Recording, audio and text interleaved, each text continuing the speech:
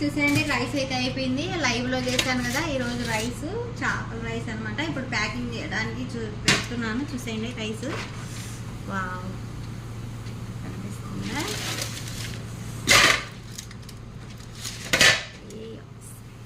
కాలిపోతుంది.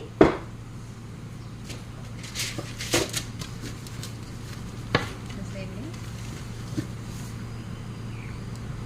రైస్. భయపడిపోయినాను కింద పడిపోతుందేమో అని. బాగా వచ్చిందా?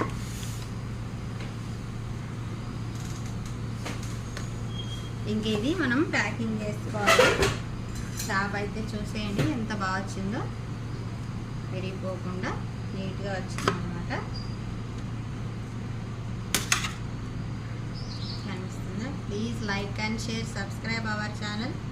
చూసేయండి.